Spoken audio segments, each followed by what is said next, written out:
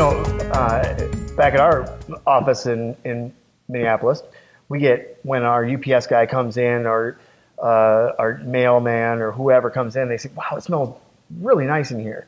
And we all know that odors, can trigger different things, and even memories, of school or whatever.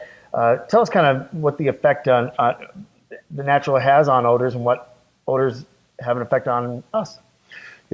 In the past, we used to kind of treat odors as cosmetic. You don't like how it smells, but it's not going to hurt you. Well, we're learning it really will. It really causes some severe problems because the olfactory senses that we have are our primary defense mechanism. We have sensors that are capable of sensing literally hundreds of thousands, if not millions and billions, of individual chemical compounds that we call odors.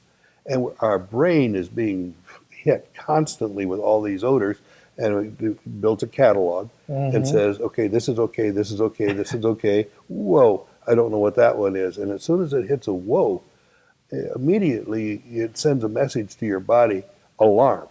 Get ready to fight or flee. Your blood pressure goes up, your stress level goes up, all your senses go up, everything, your brain, your eyesight, and everything is on alert. Well, that's the way it's supposed to be. But now think what happens in our new modern environment, where our senses are being assaulted continuously with all these kinds of things. We essentially have sensory overload.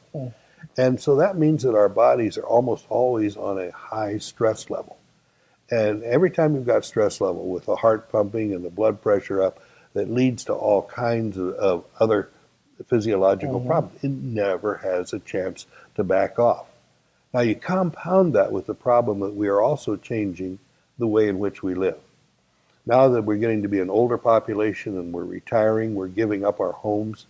We're now moving into retirement communities, co-ops, apartment buildings.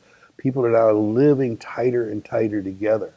And so not only do the elderly, especially as we reach that age where we change our lifestyle, give up living in a home, but now we're having to live with other people and other people's odors. And there's just the fact that you're under stress by moving, compounded with other people's odors, puts people in just such a defensive mechanism where they immediately dislike each other. Because, I don't cook goats on my floor, or whatever you're imagining they're doing. And so as a result, it makes living together a sociological problem as well as a physical problem, all because of the odors. And as we jam our people closer and closer together and have to live tighter and tighter and share each other's things, the best thing that we can do is help get rid of odors in a very natural way, so that at least in our own home, at least in our own bedroom, that we have an area of security where it smells fresh in there and we're not being bombarded with a lot of other people. Give ourselves a break, right. And that whole idea of how important olfactory senses is something that's a new science that's being built.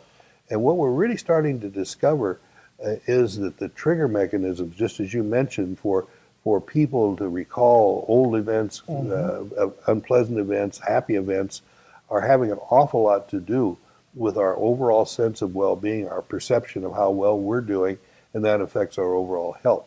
One of the things that we think is going to happen as more and more of our product finds its way into retirement communities is that we are going to see satisfaction with their position in life, satisfaction with the condition that they are in, raise. And once that's coming up, and once you raise the happiness level, if there is such a thing like that, then everything else kind of starts to fall in place. And it's one of the keystones, I think, to having people live together.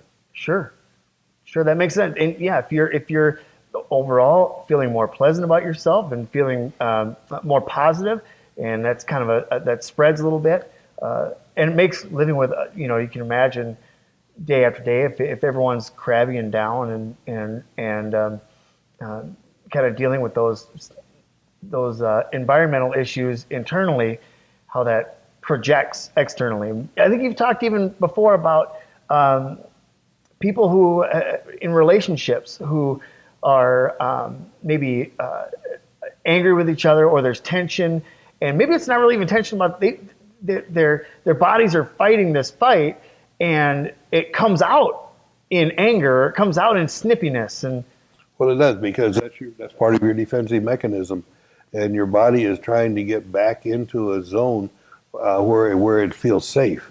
And it used to be, when we could spend some time outside, just going outside and cooling off, right. getting some fresh air, really was all we had to do. And we don't have that option nearly as much anymore, and so it is becoming a bigger and bigger problem.